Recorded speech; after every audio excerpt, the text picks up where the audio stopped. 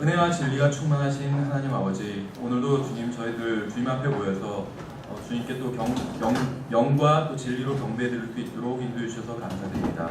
주님, 저희들이 배우는 이 진리의 말씀을 통해서 저희들의 삶이 온전히 변화돼서 다른 사람들에게 좋은 간증을 끼치고 또 주님께 기쁨을 드리는 그러한 성도들 될 수 있도록 인도해 주시기 원합니다.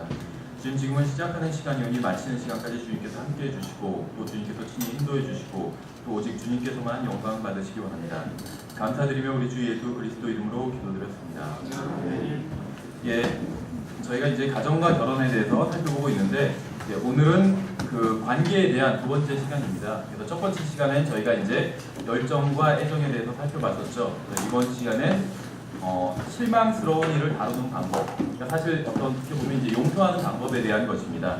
관계에 대한 두 번째 시간이고 이제 세 번째 시간엔 다음 시간에 이제 말에 대해서 살펴보도록 하겠습니다. 오늘은 주로 빌립보서 3장을 살펴보도록 하겠습니다. 그래서 빌립보서 3장을 펴시고 이제 빌립보서 3장에서 주로 하나님의 말씀을 살펴보도록 하겠습니다.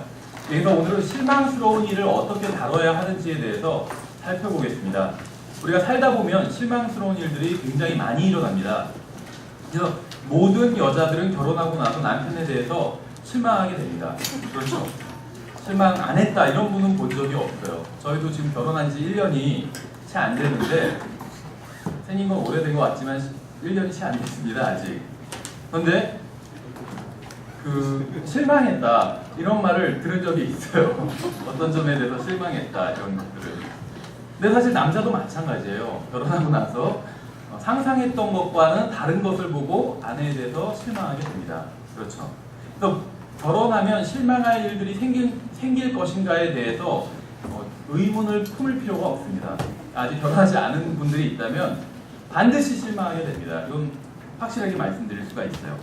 모든 사람들은 죄인이고 완벽한 사람은 아무도 없습니다. 따라서 실망스러운 일이 생기게 될 것인가에 대한 그것이 문제가 아니라 실망스러운 일이 생겼을 때 어떻게 대처해야 하는가, 이것이 문제라는 것이죠. 결혼 생활에 있어서. 그렇죠. 그래서 어떻게 그 문제를 해결하고 또 그러한 일이 일어났을 때 어떤 반응을 보여야 되는지를 배워야 된다는 것입니다. 그래서 오늘 우리가 빌립보서 3장을 통해서 이제 그런 것들을 좀 생각해 보려고 합니다. 실망스러운 일이 생겼을 때 둘 중에 하나를 선택해야 됩니다.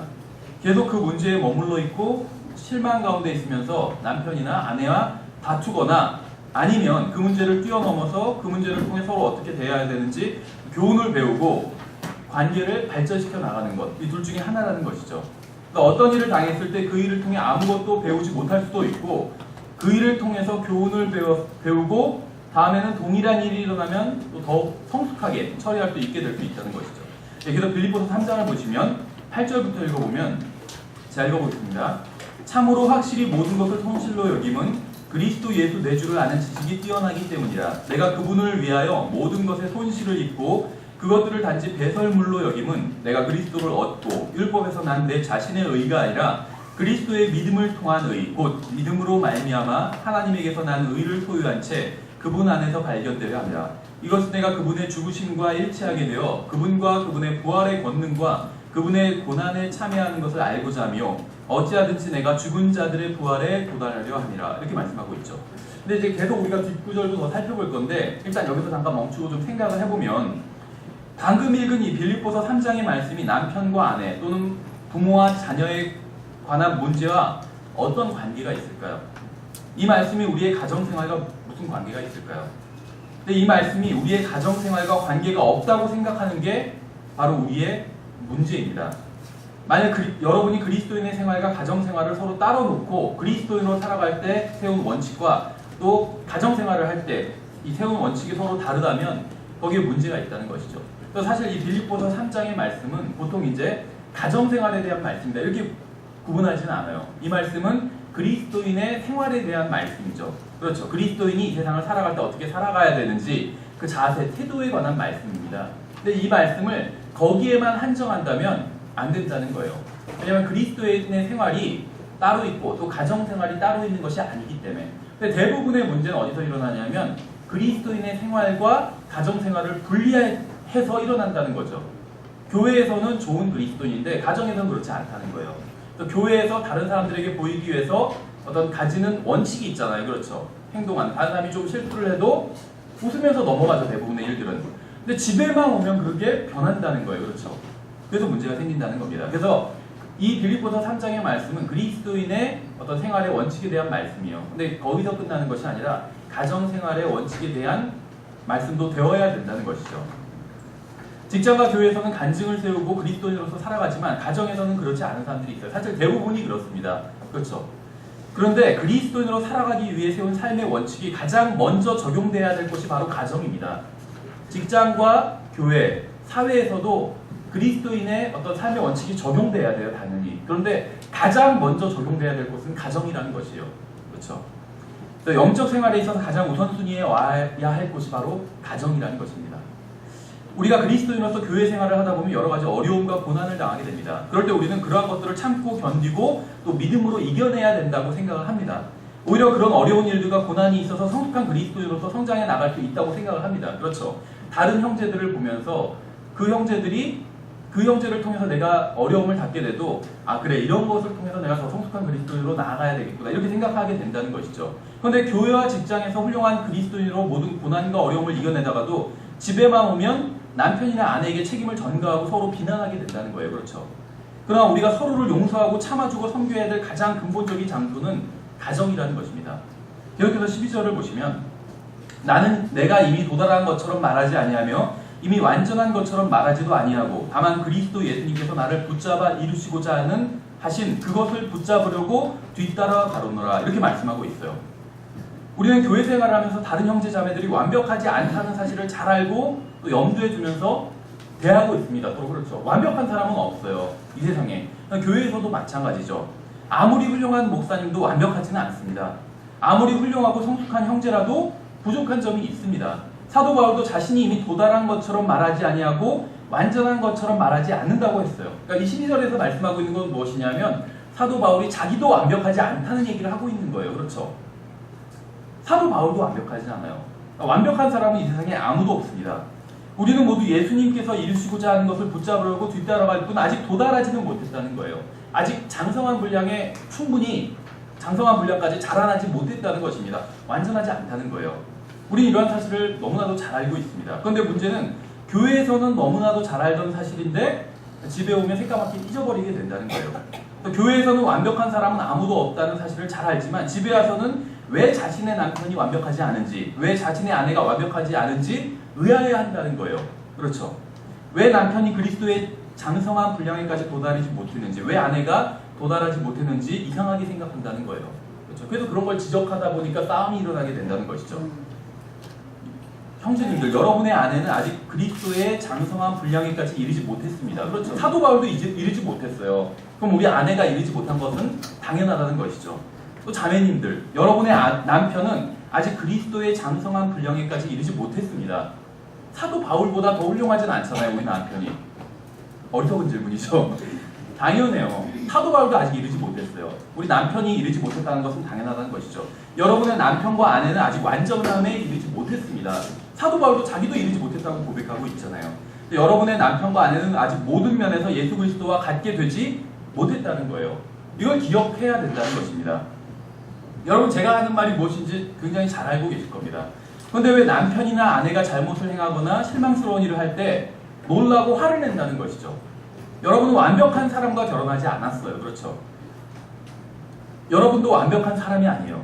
나도 완벽한 사람이 아니고 완벽한 사람과 결혼한 것이 아닙니다. 여러분도 완벽하지 않고 여러분의 아내나 남편도 완벽하지 않다는 사실을 항상 기억해야 된다는 것입니다. 이상적인 어떤 남편상 혹은 이상적인 아내상을 세워놓고 상대를 공격할 필요가 없다는 거예요. 그렇죠?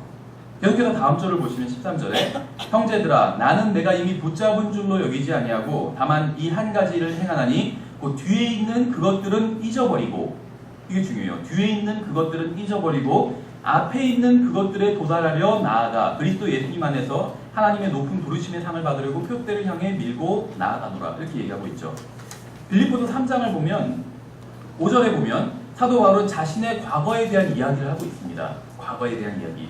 5절 보시면 나는 여드렛째 되는 날 할례를 받았고 이스라엘의 줄기에 속한 자요 베냐민 지파에 속한 자요 히브리인 중에 히브리인이요 율법에 관하여는 바리새인이요 열심에 관한 교회를 핍박하였고 율법에 있는 의에 대하여는 흠이 없는 자로다. 이렇게 얘기하고 있죠. 바울은 자신의 과거를 모두 기억하고 있습니다. 그렇죠. 따라서 바울이 13절에서 뒤에 있는 그것들은 잊어버린다고 한 것은 기억에서 과거를 지워버린다는 의미가 아니에요. 우리의 과거는 그대로 있습니다. 우리는 과거에 그런 사람이었어요. 그렇죠. 과거에 어떤 사람이었습니다. 현재가 과거와 달라졌다고 해서 과거도 변할 수는 있는 것은 아니에요. 과거를 없앨 수 있는 방법은 없습니다. 그렇죠. 7절에 보시면 그러나 무엇이든지 내게 이득이던 것들을 곧 그것들을 내가 그리스도를 위하여 손실로 여겼으며 참으로 확실히 모든 것을 손실로 여김은 그리스도 예수 내 주를 아는 지식이 뛰어나기 때문이라. 내가 그분을 위하여 모든 것에 손실을 입고 그것들을 단지 배설물로 여김은 내가 그리스도를 얻고 이렇게 얘기하고 있죠. 바울은 여기서 3번에 걸쳐서 여긴다, 카운트, 여긴다는 얘기를 하고 있습니다. 바울은 자신의 과거를 계속 붙들고 있지 못할 것으로 여긴 것이요. 자신의 과거, 그것이 좋은 것이든 나쁜 것이든 그것을 붙들고 있을 만한 것으로 여기지 않았다는 이야기를 하고 있는 것입니다. 그는 자신의 출생 배경과 자신이 받은 훈련과 행한 일들을 계속 붙들고 있지 못할 만한 것으로 여겼습니다. 한번 가정해 보겠습니다. 그런 일이 일어나서는 안 되겠지만 가정을 하고 이야기를 한다면 만일 여러분의 아내가 여러분을 배신한다면 그 일을 다시 돌려놓을 수는 없어요. 그렇죠. 그건 지나간 일이기 때문에 과거를 돌려놓을 수 있는 사람은 아무도 없기 때문이죠. 그러나 과거를 돌려놓을 수는 없지만 그 일을 붙들고 있지 못할 만한 것으로 여길 수는 있다는 것이죠. 과거에 있었던 안 좋았던 일, 특히 나의 배우자가 행한 안 좋았던 일을 붙들만한 것으로 붙들만하지 못한 것으로 여길 수는 있다는 거예요. 사도 바울이 지금 그렇게 하고 있는 것입니다. 이런 일이 일어나면 안 되겠지만 가정을 해서 만일 여러분의 남편이 여러분에게 큰 상처를 주는 일을 한다면 그 일을 여러분의 마음에서 지워버릴 수는 없지만 그 일을 붙들고 있지 못할 만한 것으로 여길 수는 있다는 것이죠. 모르겠어요. 인생을 이제 오래 사신 분들의 얘기를 들어보면 과거 이야기를 이제 좀 친해져서 되다 보면 과거에 자기의 남편이 어떤 짓을 했고 이런 얘기가 나오시는 경우들이 있더라고요. 그 일을 계속 붙들고 있는 거예요. 근데 사도 바울은 그렇게 붙들고 있지 않았다는 이야기를 하고 있습니다. 여러분이 과거에 끔찍한 일을 당했다면 계속해서 그 일을 붙들고 있을 필요가 없다는 것이에요. 남편이나 아내가 끔찍한 잘못을 저질렀다면 대화를 할 때마다 그 일을 언급할 필요가 전혀 없다는 것입니다. 계속 언급을 하게 되죠. 그래서 싸움이 일어나게 되는 것이요. 그게 정말 끔찍한 일이었다면 왜 계속 그 일을 생각합니까? 물론 과거 없는 현재는 있을 수는 없어요. 그 일로 인해서 많은 일이 생기고 고통을 받았습니다. 그러나 그 일을 계속 붙들고 있지 못할 만한 것으로 여길 수는 있다는 것이요. 이것이 바로 바울이 결정한 일입니다. 바울이 주님을 위해서 한 가지 결정을 했는데 그것은 무엇이었냐면 과거에 있었던 일을 붙들고 있지 않기로 결정한 것이요. 우리도 그런 결정을 해야 된다는 것이죠. 그럼 그렇게 할 수 있는 방법이 무엇이냐면 13절을 다시 보시면 형제들아 나는 내가 이미 붙잡은 줄로 여기지 아니하고 다만 이 한 가지 일을 행하나니 그 뒤에 있는 그것들은 잊어버리고 과거에 있었던 일들은 잊어버린다는 것이요. 앞에 있는 그것들에 도하려고 나아가 이렇게 얘기하고 있죠. 바울은 과거에 있었던 일을 놓아버리고 앞에 있는 일을 붙잡기 위해서 나아갔습니다. 과거를 놓고 앞에 있는 것을 붙잡기 위해서 나갔다는 거예요. 과거에 있었던 끔찍한 일은 내려놓고 뒤로 하고 앞으로 나아갈 인생은 주님께서 주시는 복으로 채워 넣어야 된다는 것이에요. 여러분이 어떤 사람이건 상관없이 여러분의 인생에 주님께서 주시는 복을 채워 넣을 수가 있습니다. 이것은 여러분이 선택할 수 있는 것이요. 또 여러분은 반드시 둘 중 하나를 선택해야 됩니다. 과거를 계속 붙들고 있든지 앞으로 앞에 있을 그것을 위해서 붙들기 위해서 앞에 있을 것을 붙들기 위해서 주님의 축복이죠. 영적인 복들 그것들을 붙들기 위해서 나아가든지 둘 중에 하나를 선택할 수 있다는 것이죠. 과거에 지나간 일을 다시 되돌리거나 없애버릴 수는 없어요. 그러나 그 자체로 남겨놓을 수는 있습니다. 과거에 있었던 안 좋은 일 그걸 그냥 그 자체로 남겨놓을 수는 있다는 거예요. 상처가 되는 일이 있다면 그냥 그대로 놔두면 됩니다. 다시 과거로 돌아가려 하지 말고 그 일은 뒤에 남겨두고 앞으로 나아가야 된다는 것입니다. 사랑과 기쁨과 행복과 승리가 미래에 올 수가 있어요. 그렇죠. 그러므로 내가 가진 힘을 과거의 일에 대해 논쟁하고 정죄하기보다는 그런데 쓰기보다는 그 일을 뒤에 남겨놓고 선한 목표와 선한 표적을 향해서 나아가야 된다는 것입니다. 앞에 있는 그 복된 목표를 향해서 밀고 나아가야 된다는 것이요. 우리 인생을 한번 잠깐 생각해 보겠습니다. 여러분이 예수님과 동행하게 된 날로부터, 그러니까 구원받은 날로부터, 여러분이 예수 그리스도의 신부가 된 날로부터 여러분은 여러분의 구원자의 마음을 상하게 한 일을 한 적이 있습니다. 그렇죠? 다시 말하면 구원받은 날로부터 돌이켜보면 죄를 지은 적이 있다는 거예요. 또 예수님의 마음을 상하게 한 적이 있다는 것이죠. 여러분을 사랑하고 여러분을 위해 피값을 치르신 분을 실망시켜드린 일이 있다는 거예요. 그렇죠? 주님께서 원하시는 일을 하지 못한 경우도 엄청나게 많습니다. 그때 주님께서 무엇을 하셨을까요? 주님께서는 여러분이 잘못한 모든 일들은 뒤에 남겨두고 계속 앞으로 전진해 나아가려고 하셨습니다. 주님께서는 여러분이 과거의 잘못에 계속 매달려 있기보다는 오늘 주님 앞으로 나와서 용서를 구하고 앞으로 전진하기를 원하셨습니다.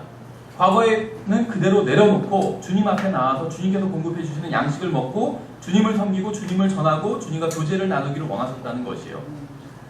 주님, 저는 이런 죄를 졌습니다. 아니면 저는 아무런 쓸모도 없는 사람입니다. 저는 아무런 도움이 되지 못합니다. 이렇게 말해도 주님께서는 함께 하자고 초청해 주신다는 거죠. 주님께서는 먼 나라에 가 있는 우리가 집으로 돌아와서 안식하기를 원하십니다. 잃어버린 양을 찾아서 어깨에 메고 집으로 돌아오기를 원하세요. 관계 회복을 원하신다는 것이죠. 그 자리에서 잃어버린 양한테 막 발길로 찬다든지 양을 화내지 않으셨다는 것이죠. 주님께서는 우리를 하루에 70번씩 7번이라도 용서해 주기를 원하십니다. 주님께서는 우리에게 축복과 기쁨을 주기 원하세요. 여러분이 죄를 지을 때 하나님께서는 여러분을 즉각적으로 심판하지 않으셨습니다. 여러분을 망치고 멸망시킨 것은 하나님이 아니라 여러분의 죄와 여러분의 육신입니다.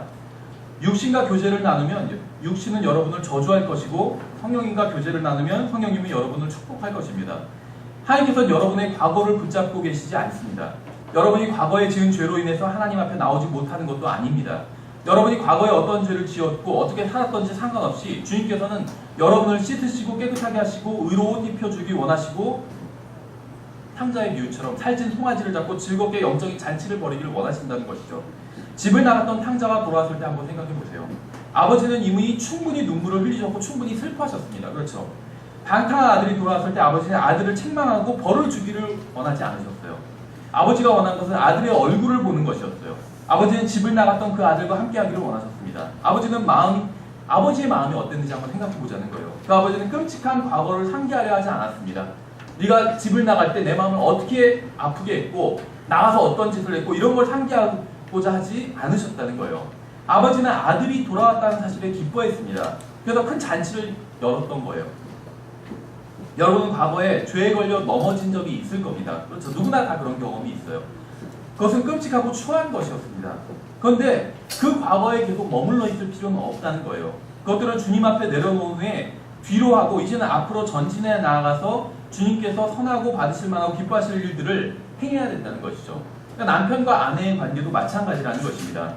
14절 보시면 그리스도 예수님 안에서 하나님의 높은 부르심의 상을 받으려고 표대를 향해 밀고 나아가노라 이렇게 말씀하고 있죠. 여러분은 무엇을 원하십니까? 한번 정직하게 생각해 보세요. 행복한 가정생활을 원하십니까? 아니면 항상 다투고 싸우는 가정생활을 원하십니까? 행복한 가정생활을 원한다고 하면서 남편이나 아내를 바로잡으려고 하는 사람이 있어요. 그런데 한번 생각해 보세요. 또 싸울 생각을 하면서 집에 온다면 결국 행복한 가정생활이 될 수가 없어요. 상대방을 자신의 생각대로 바꾸려고 하면 행복한 가정생활이 아닌 싸움과 다툼만 있게 된다는 것입니다. 사도 바울에 의하면 그리스도인의 삶에는 굶주림과 좋지 못한 일과 이런 일이 있고 또 선하지 못한 사람과 세상으로 가버린 사람들도 있어요. 그런데 바울은 그러한 일들을 뒤로하고 앞을 향해서 전진해 나아갈 게 있다고 말하고 있습니다. 왜냐하면 쫓아가야 될 표대가 있기 때문에. 바울은 슬픔과 분노로 자신의 인생을 끝내고 싶어 하지 않았어요. 과거에 자기를 괴롭힌 사람들, 그렇죠? 이런 사람들을 생각하면서 자기네 인생을 낭비하고 싶어 하지 않았다는 겁니다. 그런 일들은 그냥 뒤에 남겨놓기를 원했다는 것이요. 배교를 하거나 세상으로 가버린 채로 인생을 마감하고 싶어 하지 않았다는 겁니다. 그래서 실망스러운 모든 과거는 뒤에 남겨두고 주님을 섬기면서 미래를 열어가려고 했다는 것이죠. 바울이 왜 주님을 섬기면서 살려고 했는지 아세요? 원했기 때문이에요. 그런 삶을. 대만은 왜 세상으로 가버린지 아세요? 원했기 때문이에요. 그것을. 세상을 원했기 때문에. 어떤 사람들은 왜 교회를 망치는지 아세요? 그걸 원했기 때문입니다. 그 사람이. 그렇죠. 여러분이 원하면 과거를 뒤에 남겨둘 수 있습니다. 여러분이 원하면 용서할 수도 있어요. 여러분이 원하면 죄를 그만둘 수도 있습니다. 죄로부터 돌이킬 수도 있어요. 여러분이 아내를 사랑한다면 결혼 생활을 망치는 그 무엇이든 그만둘 수 있어요. 또 남편을 사랑한다면 그렇게 할 수 있습니다. 여러분의 문제가 무엇인지 아세요? 말로는 하나님께서 원하시는 대로 하고 싶다고 하지만 실제로는 그렇지 않다는 거예요. 실제로는 하나님께서 원하시는 것이 아니라 내가 원하는 것을 하면서 살아간다는 것이죠. 여러분이 무엇을 해야 하는지 알지만 그렇게 하기를 원하지는 않는다는 것이요. 말로는 남편을 또 아내를 용서하기를 원한다고 하지만 실제로는 용서하기를 원하지 않는다는 것이죠. 여러분은 좋은 남편이 되어야 된다는 것을 알지만 그렇게 하지 않는다는 것입니다. 단순히 마음속으로 원하는 것으로는 소용이 없어요. 방향을 바꿔서 하나님의 길로 돌아서야 됩니다. 그러면 넘어져도 바른 길에서 넘어지고 바른 방향으로 넘어지게 된다는 것이요. 우리가 주님을 향해 나아가면 넘어지더라도 바른 길 위에서 바른 방향으로 넘어지게 됩니다. 신앙생활을 하면서 넘어지지 않을 수 있는 사람은 없어요. 다 넘어지게 됩니다. 근데 주님의 길 안에서 넘어지면 바른 방향에서 넘어지게 된다는 것이요. 근데 우리가 잘못된 길을 가고 있다면 넘어져도 잘못된 길로 넘어지는 것이고 넘어지지 않아도 잘못된 길로 가고 있을 뿐이에요. 그렇죠. 잘 되든 못 되든 잘못된 길로 가게 된다는 것이죠. 많은 침례교인들이 또 킹제임스 성경을 믿는 사람들이 말로는 성경대로 살고 싶다고 그러고 성경대로 믿고 싶다고 하지만 실제로는 은사주의자들처럼 살아가고 있어요. 전혀 성경을 믿지 않는 사람처럼 살아가고 있다는 것이죠. 남편에게 불순종하고 남편을 가르치려 들고 교회에서도 목소리를 높이고 가정을 돌보지 않고 살아가는 자매님들이 많이 있어요. 그러면서 현숙한 여인이 되게 해달라고 기도를 합니다. 근데 실제로는 현숙한 여인의 그 덕목들이 있잖아요. 그대로 하면서 살려고 하지는 않아요. 그렇죠. 그렇게 기도하는 것 같지만 실제로 현숙한 여인이 되지는 못합니다. 왜냐하면 마음속 깊은 곳에서는 현숙한 여인이 되기를 원하지 않기 때문이에요. 그렇죠. 하나님의 뜻대로 살기 원한다고 하면서 점쟁이를 찾아가면 하나님께서는 결코 자신의 뜻을 계시해 주실 수가 없습니다. 사람은 입으로 하는 말과는 상관없이 자신이 진정으로 원하는 것을 하고 살아갑니다. 저는 우리가 진심으로 원한다면 보다 나은 가정생활을 할 수 있다고 생각을 합니다. 여러분은 진심으로 원한다면 남편이나 아내와 보다 나은 관계로 나아갈 수가 있다는 것이죠. 진심으로 원한다면 자신의 힘과 노력을 기울일 것이기 때문에 그렇다는 것입니다. 일요일에 교회에 나오고 싶지만 나오지 못했다고 하는 사람들이 있어요. 물론 이제 진짜 그런 경우도 있지만 대부분은 그렇지 않은 경우가 많다는 거예요. 대부분 늦잠을 자거나 자신이 가치 있다고 생각하는 다른 일을 하기 때문에 교회에 나오지 못한 것입니다. 그렇죠. 하나님께서는 원하지 않는 사람을 강제로 회오리 바람으로 데려가서 억지로 교회에 데려다 놓지는 않으신다는 겁니다. 좋은 남편이 되기를 원한다고 말하는 사람들이 있지만 대부분의 경우에 그렇게 되기 위해서 아무런 노력을 하지 않는 경우가 많다는 것입니다. 아무리 주님께서 원하셔도 여러분이 진심으로 원하면서 노력하고 실제적으로 자신의 시간과 힘과 의지를 내어드리지 않는다면 주님께서 원하시는 남편 또 주님께서 원하시는 아내가 될 수 없다는 것이죠. 이것은 어려운 복잡한 문제가 아닙니다. 여러분이 돈을 벌기를 원한다면 어떻게 하시겠어요? 돈을 벌려고 노력을 합니다. 그렇죠? 여러분이 무엇인가를 잘하려고 한다면 그것을 위해서 시간과 힘과 노력을 들인다는 것이죠. 근데 많은 사람들이 말로는 보다 나은 가정생활을 했으면 좋겠다고 하지만 실제로는 그것을 위해서 어떤 노력도 하지 않는다는 것이요. 그렇죠?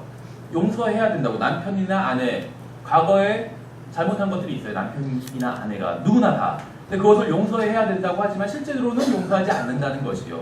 마음속에 간직하고 있는 것이죠. 그래서 관계가 더 이상 나아가지 못한다는 것이요. 과거에 남편이나 아내가 잘못했던 일들을 마음속에 계속 품고 있기 때문에 그것을 붙들고 있기 때문에 표대를 붙들려고 나아가는 것이 아니라 그것을 붙들고 있기 때문에 관계가 나아지지 않는다는 것이요. 거기에 계속 머물러 있다는 것이죠. 그 과거 속에. 남편이나 아내를 용서할 수 없다고 하는 사람들이 있어요. 그러나 그렇지 않습니다. 원한다면 용서할 수가 있어요. 용서하지 못하는 이유는 원하지 않기 때문입니다. 원하지 않기 때문이에요. 생각해보세요. 뭐 실제 일어나서는 안 되겠지만 바람을 피운 상대방을 용서하는 것은 그렇게 용서하기를 원하지 않기 때문에 용서할 수가 없는 거예요. 저는 뭐 바람을 피운 일이 작은 일이라는 이야기를 하는 것이 아닙니다. 어떻게 보면은 이 불륜은 살인보다 더 큰 충격을 주는 일이에요. 어떤 개인에게 있어서. 다만 그러한 죄를 지은 아내나 남편도 원하기만 한다면 용서할 수 있다는 거예요. 쉽지는 않겠죠. 근데 용서할 수 있다는 것입니다. 왜냐하면 여러분 안에는 살아계신 예수 그리스도께서 계시기 때문에 그분께서는 그런 죄보다 더 큰 죄를 수백 번도 더 용서해 주셨어요. 그렇죠. 바람을 피는 죄는 굉장히 큰 죄예요. 그 배우자에게 있어서 정말 큰 씻을 수 없는 정말 큰 충격을 주는 엄청난 죄입니다. 그런데 그것보다 더 큰 죄가 있어요. 그렇죠. 주님께서는 그것보다 더 큰 죄도 용서하신 경험이 있다는 것이에요. 내 안에 계신 주님께 내어드린다면 나의 삶의 주도권을 내어드린다면, 결정권을 내어드린다면 그분이 용서하실 수 있다는 거예요. 그분은 그것보다 더 큰 죄도 용서하신 경험이 있기 때문에. 근데 결국은 내가 용서하지 못하는 이유는 내 안에서 그러한 일을 하실 수 있는 분에게 내어드리지 않기 때문에 용서할 수 없다는 것이죠. 하나님의 은혜와 용서는 우리의 모든 죄보다 더 큽니다. 그렇죠. 따라서 예수 그리스도께서 내주하시는 구원받은 사람이 다른 사람을 용서하지 못한다는 것은 핑계에 불과하다는 것이에요. 실은 용서하기 싫은 것뿐이죠. 괘씸해서 용서하기 싫은 거예요. 만일 자신 안에 계시는 주님께 내어드린다면 주님께서는 과거에 수천만 번인 끔찍한 죄를 용서하신 것처럼 한 번 더 용서해 주실 수가 있다는 거예요. 경험이 있으시기 때문에. 우리는 하나님께서 엄청나게 큰 분이심을 이해할 필요가 있습니다. 여러분은 과거의 불행에 매여 있을 필요가 없어요. 우리가 자신을 주님께 내어드리면 주님께서는 과거의 수많은 사람들의 수많은 죄를 용서하신 것처럼 우리를 통해서 다른 사람을 한 번 더 용서해 주실 수가 있다는 것이죠. 우리는 다른 사람에게는 하나님의 말씀에 따라 용서해야 한다고 말합니다. 그렇죠. 그런데 자신이 같은 일을 당했을 때는 용서하려고 하지 않아요. 배우자를. 하나님께서는 우리가 다른 사람에게 인용하면서 보여준 그 구절을 통해서 우리의 삶도 변화시킬 수가 있어요. 우리가 다른 사람에게 조언을 줄 때 한 말, 그 말을 통해서 우리의 삶도 변화시킬 수 있다는 것이죠.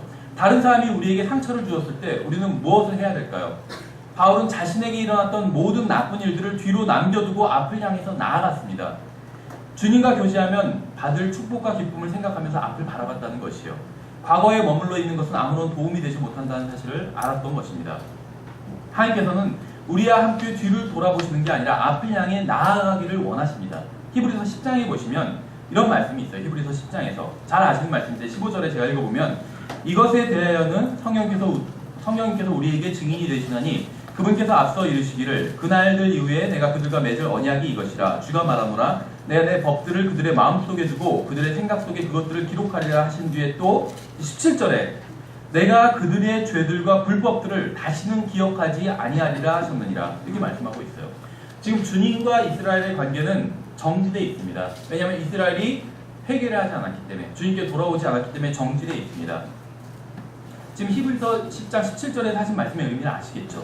이스라엘이 어떤 죄를 지었든 상관없이 어느 날이 되면 하나님께서는 그들의 죄를 다시는 기억하지 않으시겠다는 것이요. 지금은 관계가 정지되어 있는데 어떤 날이 되면 하나님께서는 다시 관계를 회복하시고 나아가시겠다는 것이요. 앞으로 나아가시겠다. 그렇죠. 우리 이제 그 날이 어느 날인지 알고 있죠. 어쨌든 간에 이스라엘 백성의 죄가 얼마나 큰 것이었든지 상관없이 그것을 다시는 기억하지 않으시고 기쁨과 행복 가운데 그들과 함께 미래를 열어가시겠다는 말씀을 하고 계신 것이죠. 이스라엘은 하나님을 실망시켜드린 적이 있습니다. 과거에. 그들은 하나님의 마음을 아프게 한 적이 있어요. 그들은 주님의 말씀을 무시하고 어긴 적이 있습니다. 그런데 주님께서 원하시는 게 무엇인지 아세요? 주님께서는 그 모든 죄악들을 끝내고 더 이상 기억하지 않으시고 모두 뒤에 두고 앞을 향해서 새로운 미래를 향해서 자신의 백성들과 함께 나아가시겠다는 것이에요. 마치 이스라엘 백성이 죄를 지은 적도 없는 것처럼 이스라엘 백성을 대해 주시겠다는 것입니다. 이것이 바로 주님께서 이스라엘과 맺을 관계인 것이요. 하나님은 전능하시죠. 저는 지금 하나님이 전능하시다는 사실에 이의를 제기하는 것은 아닙니다. 전능하시고 또 하나님은 전지하십니다. 모든 것을 다 알고 계세요. 하나님의 속성입니다. 근데 하나님께서 모든 것을 다 알고 계심에도 불구하고 모르시는 것도 있다는 것이요. 그렇죠. 자기가 의도적으로 어떤 것은 모르기로 결정을 하셨어요. 여러 가지가 있어요. 성경에. 두 가지가 있어요. 첫 번째 무엇이냐면 바로 구원받지 못한 사람들의 이름을 하나님께서는 구원받지 못한 사람들을 모르기로 결정하셨어요. 그렇죠. 그래서 그날에 많은 사람들이 와서 주여 주여 우리가 무엇을 하고 하면서 자기들을 구원해달라고 얘기를 하죠. 예수님께서 그러시잖아요. 나는 너희를 전혀 알지 못하노니 불법을 행하는 자들아 내게서 떠나가라 이렇게 말씀하셨죠. 하나님께서는 하나님의 속성을 보면 하나님께서는 거짓말을 하실 수 없다고 말씀하고 있어요. 성경에서는. 그러니까 예수님께서 구원받지 못한 사람들에게 나는 너희를 전혀 알지 못한다고 하신 말씀은 거짓말이 아니에요. 진실을 말씀하신 것이에요. 예수님은 그 사람들을 알지 못하세요. 왜냐하면 그 사람들의 이름이 생명책에 기록되어 있지 않기 때문에 모르시는 거예요. 그렇죠. 그래서 하나님께서도 모르시는 것이 있어요. 전지하시지만 모르시는 것이 있어요. 구원받지 않은 사람의 이름을 모르세요. 또 모르시는 것이 있어요. 구원받은 사람들이 회개한 죄는 기억하지 못하시는 것이요. 모르시는 거예요. 내가 그들의 죄들과 불법들을 다시는 기억하지 아니하리라 이렇게 말씀하셨잖아요. 어떤 날이 되면 하나님께서는 이스라엘이 지었던 죄들을 모두 다 잊어버리실 것이요. 그렇죠. 그래야 관계가 앞으로 나아갈 수 있기 때문에. 그렇죠. 우리는 영원히 주님과 함께 영광 가운데 거할 것입니다. 그리고 우리를 구원하신 주님을 영원히 찬양할 것입니다. 주님께서는 어떤 일이 일어나도 결코 우리를 떠나거나 버리지 않으실 것이요. 왜 그런지 아세요? 왜냐하면 주님께서는 우리와 주님의 관계가 영원히 좋은 관계가 되도록 해주실 것이기 때문에 그런 것이죠. 우리가 주님과의 관계를 얼마나 망쳐놓는지와는 상관없이 주님께서는 우리와 주님의 관계가 좋은 관계가 되도록 해주실 것입니다. 만약 주님께서 그렇게 해주신다면 그렇게 될 것이죠. 그리고 이것이 바로 주님께서 여러분 안에서 하고자 하시는 일이에요. 과거에 우리가 지었던 모든 죄들, 그것들을 우리가 용서를 구하면 잊어버리시는 것이요. 그렇죠? 과거는 그대로 남겨두고 앞을 향해서 더 나은 관계를 향해서 주님께서는 나아가시는 것이죠. 근데 이거에 주님과 우리의 관계에 기본적인 어떤 원칙이 된다는 것이요. 근데 주님께서는 이러한 원칙이 우리와 남편과 아내의 관계에도 있기를 원하신다는 것이죠. 주님께서 우리에게 해주셨던 일을 우리가 다른 사람에게 하기를 원하시는 것입니다. 여러분 안에 계시는 주님께서는 여러분과 여러분의 아내나 남편과의 관계가 축복된 관계가 되기를 원하신다는 거죠. 마치 주님과 우리의 관계처럼 우리와 우리의 아내와의 관계, 우리와 우리의 남편의 관계도 그런 관계가 되기를 원하신다는 것이죠. 그러기 위해서는 과거에 있었던 일들을 끄집어내지 말고 그대로 남겨두어야 된다는 것이요. 우리가 주님과 영원히 복된 관계 속에서 교제를 나눌 수 있게 된 것처럼 우리도 우리의 아내나 남편과 영원히 복된 관계 속에서 교제를 나눌 수 있다는 것입니다. 생각해 보세요. 구원받은 사람들은 영원히 주님과 함께 살게 됩니다. 하물며 우리 남편이나 아내가 구원받았다면 이 사람과 이 남편과 또 아내와 영원히 함께 살게 돼요. 물론 이제 남편과 아내의 관계에서 사는 것은 아니겠죠. 영원 속에서는. 어쨌거나 영원히 구원받은 하나님의 자녀로서 함께 살게 됩니다. 근데 왜 다시 불행했던 과거로 돌아가려 하냐는 것이요. 왜 과거에 당신이 그렇게 했잖아. 이런 것들이 다시 튀어나온다는 것이죠. 슬픔과 분노를 일으켰던 그 일을 왜 자꾸 끄집어내냐는 것이죠. 그러면 관계가 나아질 수 없다는 것이요. 그 일은 그대로 남겨두고 앞으로 일어날 일들을 바라봐야 된다는 것이죠. 하나님의 은혜와 성령님의 능력과 예수 그리스도의 사랑을 통해서 여러분은 남편이나 아내와 좋은 관계 속에서 아름다운 교제를 나눌 수가 있습니다. 우리는 과거에 불행했던 일들을 뒤로하고 이러한 미래를 위해서 나아가야 된다는 것이요. 이런 좋은 관계를 앞으로 열어가기 위해서는 과거의 일들을 다시 끄집어내면 안 된다는 것입니다. 사도 바울이 뒤에 남겨두었던 것처럼 뒤에 그것은 남겨둬야 된다는 것이요. 과거에 잘못했던 일을 지금도 계속해서 하고 있다면 그걸 진정으로 후회하고 있는 것은 아니죠. 그렇죠. 과거에 내가 잘못했던 일들이 있는데 그것을 계속 지금도 반복한다면 사실은 진심으로 후회하는 것은 아니에요. 그렇죠. 잘못했던 일을 정당화하는 것은 아무런 이득이 없습니다. 잘못했던 일은 그만두어야지 이득이 있다는 것이요. 생각해보세요. 싸울 때 다 현재의 일 갖고 남편과 아내가 다툴 때 현재의 일 갖고 싸우기도 하지만 대부분 과거의 일을 다시 끄집어내요. 그렇죠. 특히 자기가 봤을 때 현재 일이 좀 밀린다 싶으면 과거의 일을 끄집어내잖아요. 그럼 관계를 더 그거는 결국은 관계를 풀어나가는 것이 아니에요. 관계를 더 악화시키는 거죠. 왜냐하면 현재 일보다 현재 내가 좀 잘못한 것 같아요. 그러니까 거기서 밀리는 것 같으니까 과거에 남편이나 아내가 상대방이 더 잘못했던 일을 끄집어내요. 지금보다 더 큰 일을. 그래서 다시 우위를 점하려고. 근데 그것은 관계를 더 악화시키는 일이 된다는 것이죠. 대부분 그에서 큰 싸움이 일어나요. 그렇죠. 빌립보서 3장 8절을 보세요. 다시. 빌립보서 3장으로 돌아와서 보면 8절에서 참으로 확실히 모든 것을 손실로 여김은 그리스도 예수 내 주를 아는 지식이 뛰어나기 때문이라. 내가 그분을 위하여 모든 것에 손실을 입고 그것들을 단지 배설물로 여김은 내가 그리스도를 얻고 이렇게 말씀하고 있습니다. 여기서 배설물이라고 한 표현을 보십시오. 배설물이라고 해서 배설물. 근데 우리 성경에서는 지금 배설물이라고 했는데 영어는 덩입니다. 똥이에요. 그러니까 모르겠어요. 그냥 똥이라고 번역해도 될 것 같은데 번역자가 아마 좀 점잖지 못했다고 생각을 했는지 배설물이라고 번역을 했어요. 근데 이제 우리가 자꾸 똥 얘기를 하면 냄새 나니까 이걸 그냥 쓰레기라고 할게요. 쓰레기. 똥보다 훨씬 나은 거죠, 쓰레기는. 그래도 무가치한 건 마찬가지예요. 어쨌든 간에 쓰레기라고 할게요, 쓰레기. 생각해보세요. 쓰레기를 만들어내지 않고서는 일상적인 삶을 살 수가 없어요. 그렇죠. 그래서 우리가 생활 쓰레기라는 말을 하죠, 생활 쓰레기. 살다 보면 나오는 쓰레기가 있어요. 어느 집도 쓰레기를 아무리 줄이려고 해도 쓰레기가 없는 집은 없어요. 사람이 사는 집인 이상은. 그렇죠. 그러니까 남편과 아내가 살다 보면 어떤 분명히 쓰레기 같은 것이 나오게 돼요. 그 관계 속에서. 없을 수는 없다는 것입니다. 사람들이 생활하는 집에서 생활 쓰레기가 나오기 마련인 것처럼 쓰레기가 나오는 것은 어쩔 수 없는 일이지만 문제는 그것을 옷장 속에 보관해 둘 필요는 없다는 것이죠.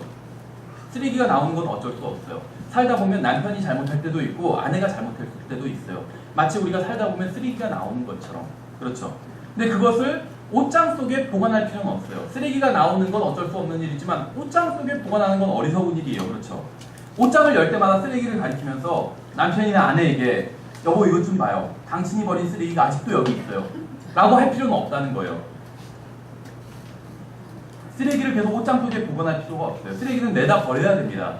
살다 보면 남편이 잘못한 일도 있어요. 아내가 잘못한 일도 있어요. 그거는 내다 버려야 된다는 것이요. 그 일 자체. 남편을 내다 버리라는 게 아니라 그 일 자체를 내다 버려야 된다는 것이요.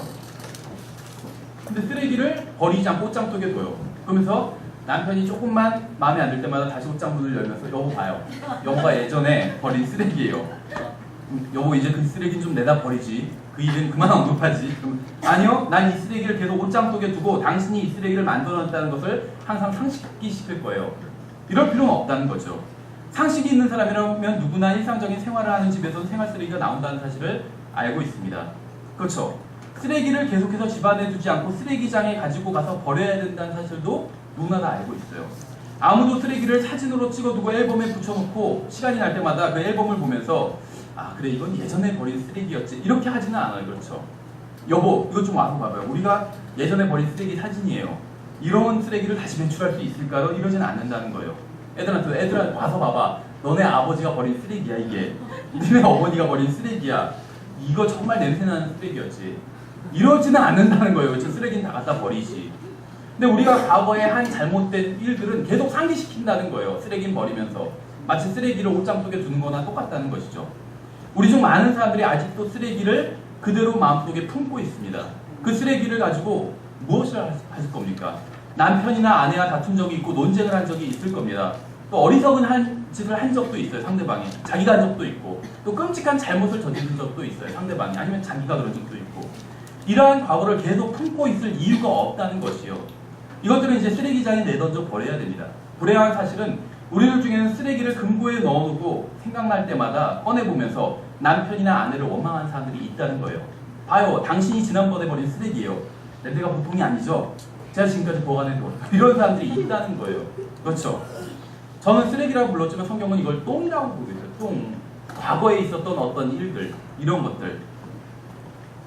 똥은 어떻게 해야 되죠? 스위치를 내려서 보내야 돼요. 그렇죠? 배설물은 그걸 불러서 보여줄 필요가 없어요. 그렇죠? 상대방을. 근데 정화조에 가서 다시 퍼내는 사람이 있어요. 여보로 남편한테 당신이 쌌던 거예요. 이렇게 퍼서 보여주면서 쓰레기장에서 버린 쓰레기를 다시 찾아올 필요가 없다는 것입니다. 우리가 하나님께 용서를 구하면 하나님께서는 우리를 용서해 주시고 우리의 죄를 다시는 기억하지 않으실 것입니다. 우리의 배설물을 내려보내시고 우리의 쓰레기를 던져버리실 것이요. 그렇죠. 주님께서는 한 번도 우리가 버린 쓰레기, 과거에 잘못했던 일들을 다시 언급하시면서 우리의 관계를 망치지 않으신다는 것이요. 그래서 우리가 주님과 앞으로 좋은 관계를 계속 맺어갈 수가 있다는 것입니다. 우리도 남편과 아내의 잘못을 이렇게 용서해 주면 돼요.